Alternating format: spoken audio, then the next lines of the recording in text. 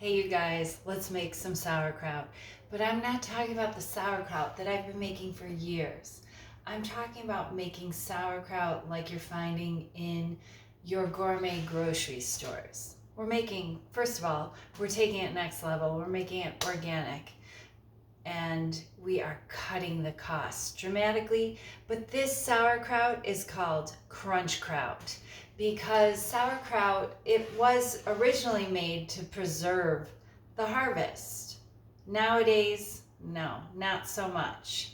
We're making it year round. We're getting vegetables from all different places that are warm weather places shipped to us across the country. So people aren't preserving cabbage. But you could use this method as a form of food preservation if you're growing your own cabbage and harvesting it this summer and fall. But people are eating sauerkraut for the crunch. That's what you're finding in the grocery store, not the soggy preserved cabbage in the crock that was put in the crock so you could have some raw vegetables in the winter months when you couldn't get any vegetables. We can get vegetables year round. We are so blessed with transportation, bringing it from other countries across the country. And oh my gosh, this one came from Azure Standard because my cabbage isn't ready in the garden yet. So I can make cabbage year round and I can make it crunchable, palatable, not that soggy kraut of yesteryear. We're talking about eating probiotics in our sauerkraut. We're eating it for health benefits to help populate our microbiome and support it with plant fiber. But we're making it gourmet so that it's delicious, so that we enjoy it, not soggy kraut. We want crunch kraut. So let's get to it. So first of all, check out protectivediet.com for this free recipe so you can follow along really easily. But I'm showing you the method that I use to make this sauerkraut without mangling it up and massaging it. That's what makes soggy kraut. We want it crunchable. And I have a couple of empty jars and we want it beautiful. So I'm going to show you how to do it by layering different plant fibers, beets in this case, to make it this beautiful red. These are my empty jars. It's time. So you can use a food processor. And if you have a Breville processor, which is the one that I love the most because you can adjust the thickness of your cabbage. This is important because we want it crunchy. We don't want it all wilty and too thin. So I set mine to level 7 on the slicing blade. You don't need a food processor to make this recipe, let me be clear. Get out your cutting board and your knife because I like my kraut slightly thicker. Like this. I'll show you a piece. This is a piece of cabbage, sliced. Okay? So that it's more crunchy. It doesn't just disappear into mush, and it won't, not with this recipe. This is what it's about, the crunch. So get your glass canning jars, your quart jars. That's what I recommend using. You could use 1.5 pints, the straight side jars if you have those. Whatever you want to do. I've got a lot of jars, and what I recommend is selecting canning jars from the same company because then you can pack them all up with your sliced cabbage. In this case, I put sliced beets and carrots. You can shred your carrots if you want. I like to slice them. I like to have like something to them to bite into, not mushy. Red onions or sweet onions. You could add sliced jalapenos. Oh yeah. You could add dried oregano to this mix to make gordito from El Salvador. Oh my gosh, every country has its kraut. This is Julie Marie's kraut, her crunch kraut. So you put what you like in there. You can keep it simple and just use green cabbage.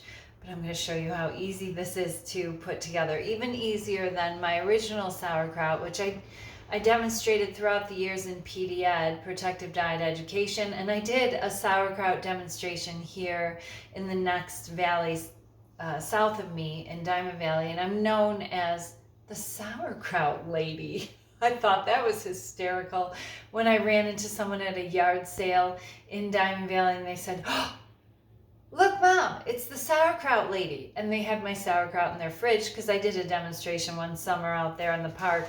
But anyway, this is the way I'm making it now. So I hope I'm reaching all of you guys where I did that demonstration. And if not, I'll have to do another one. So, or just watch this video. So here's a completed jar. We're using the white plastic lids because they allow for the bubble out, the air release. Do not put metal lids on top of your ferments. You'll have a little bit of a situation, possible explosion. And you want a dish to set this in. For any bubble over, you could use a plate, you could use a bowl. It doesn't have to be a cute little casserole dish that I got at a secondhand store, which fits my ferments perfectly. And ferment weight. Come on, you're gonna get into fermentation with me, so you might as well get the right tools. And I'll go through those again. First things first, you want to use the same canning jar brand. It makes it easier. Pack up your jars with your cabbage or whatever vegetable you want to put in here. And just press it down slightly, just so you know it's packed in nice. And then you're going to fill this up with either filtered water, well water if you're lucky enough to be on a well like we are and not have any chlorine in there, because chlorine can kill the beneficial bacteria that's already on your cabbage, the lactobacilli. They're just hanging out there waiting to be put in this perfect environment of 2% salt. And the reason I said to use the same canning jars is because you are going to fill this jar with whatever you're fermenting and water. Filtered if you're on city water.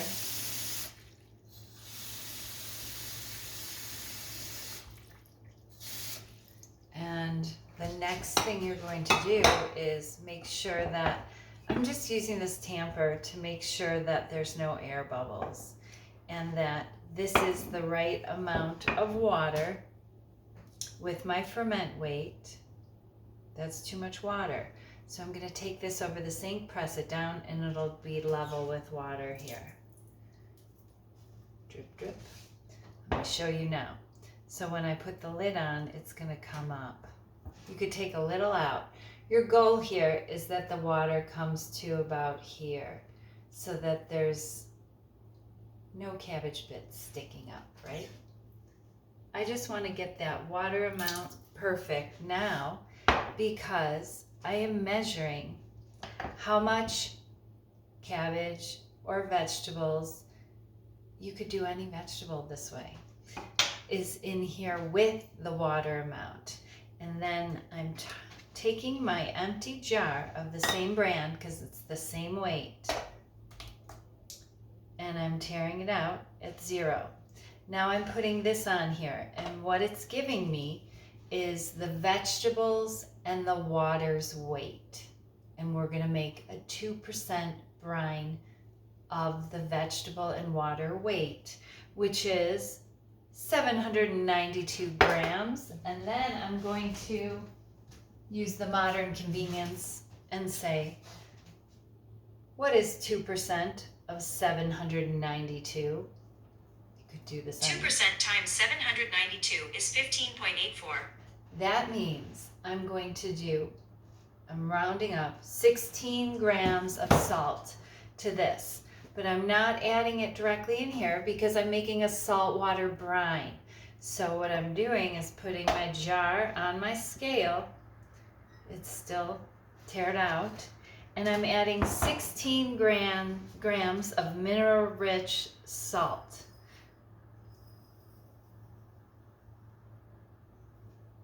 There we go, 16 grams. This is additive free. I'm using Redmond's real salt here.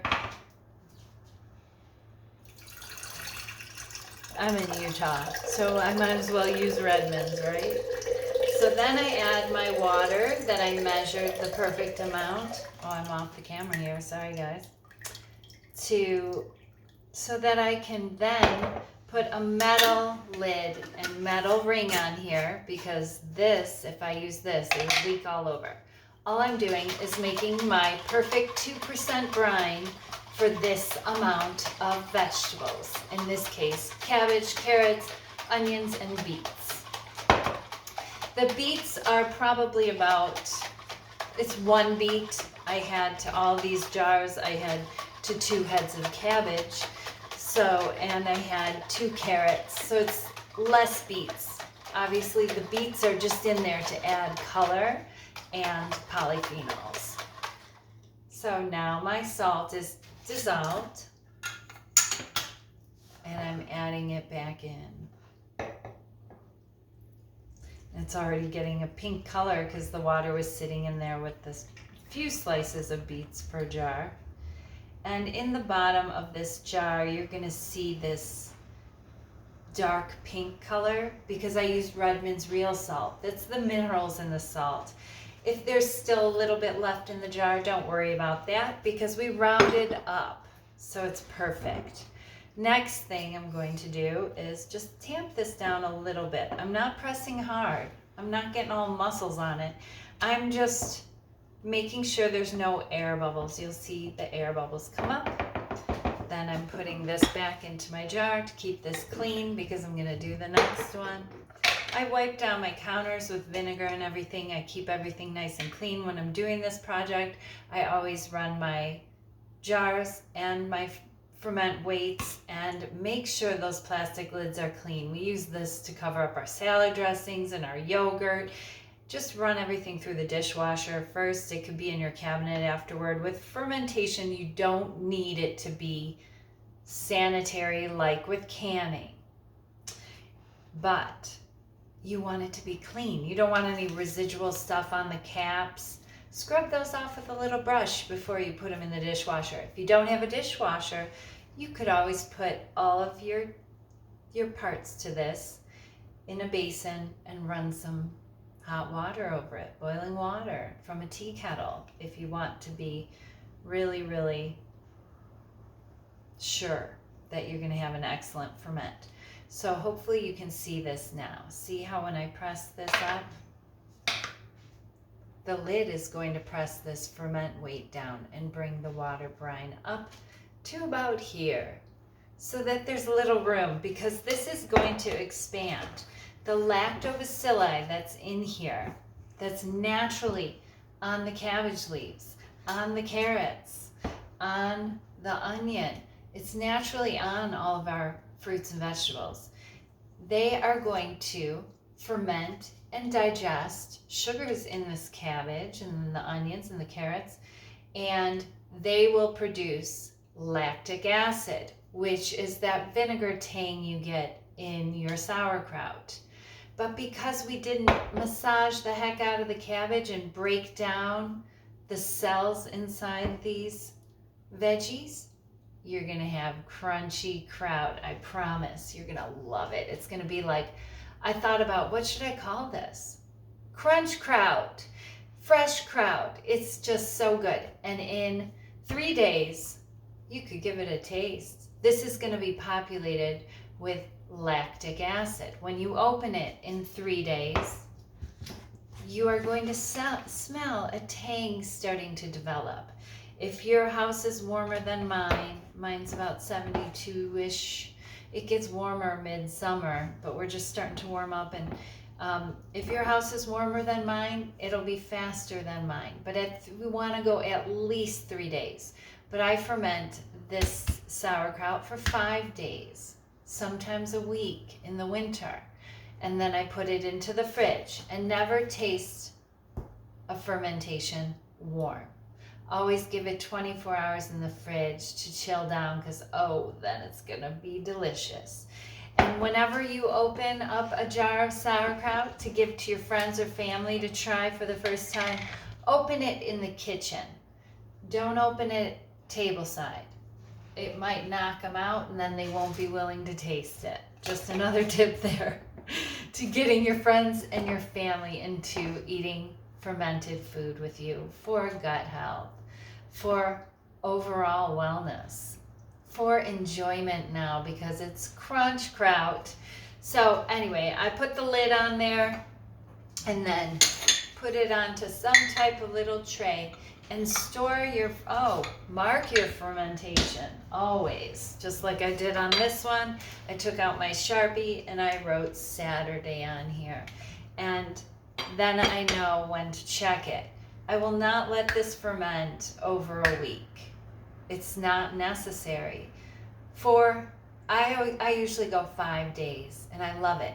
And when you transfer it to the fridge, it will still continue to ferment. Like with our kimchi, our plant-based kimchi recipe on a protective diet.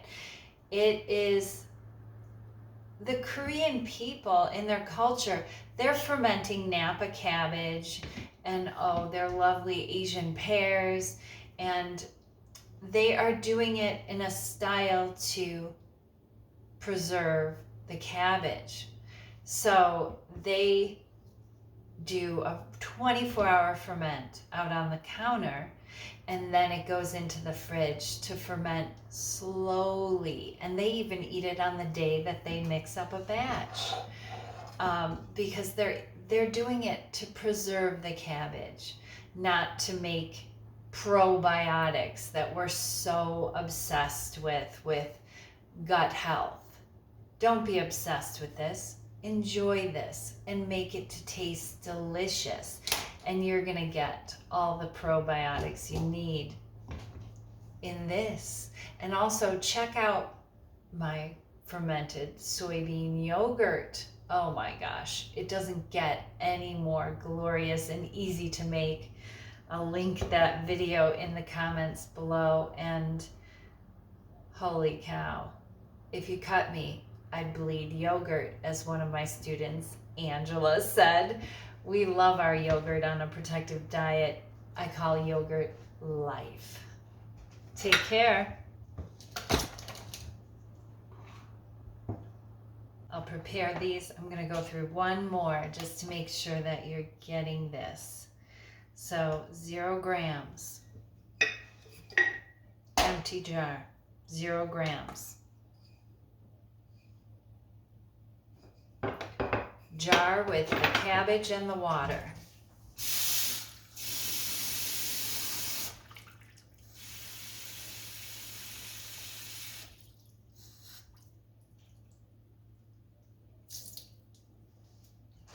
Make sure it's the perfect amount of water.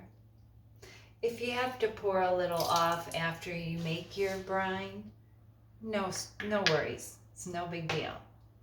So then empty jar. 0 grams.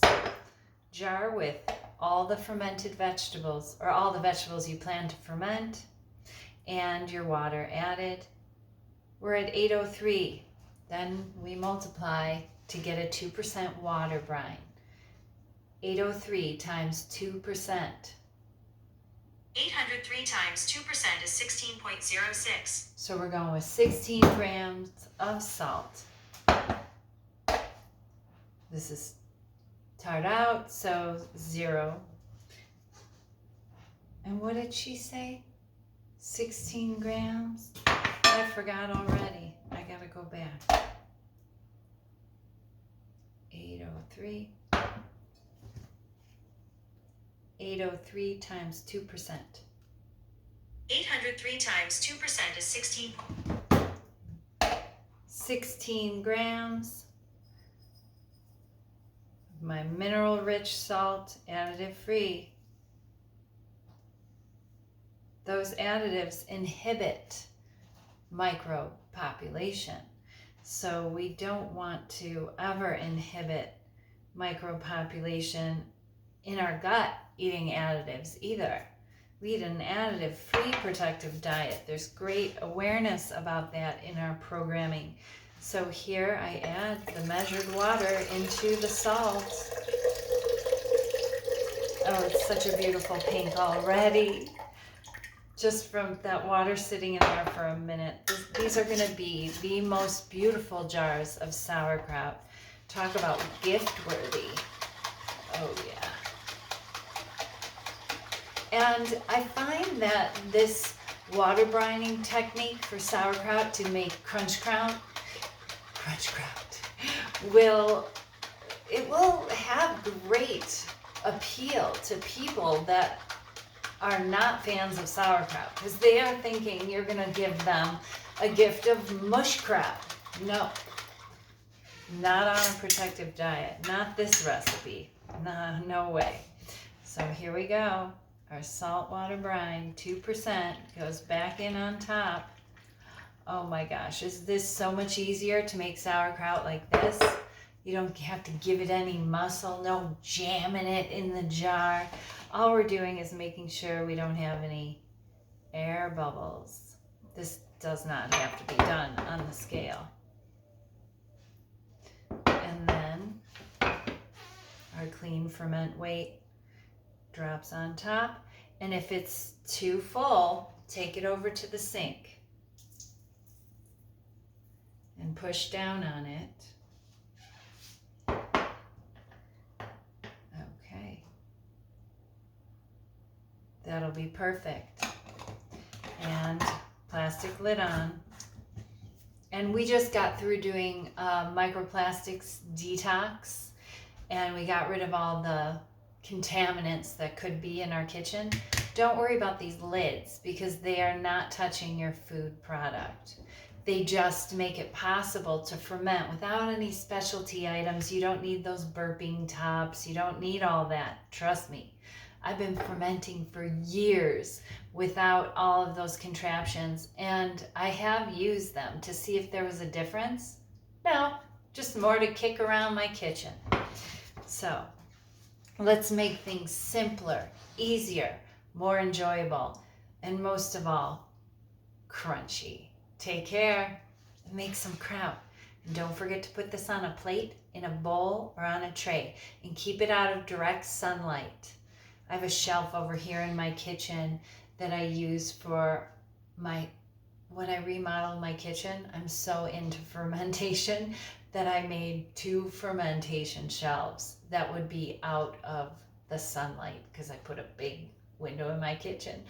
And that's important to prevent it from browning.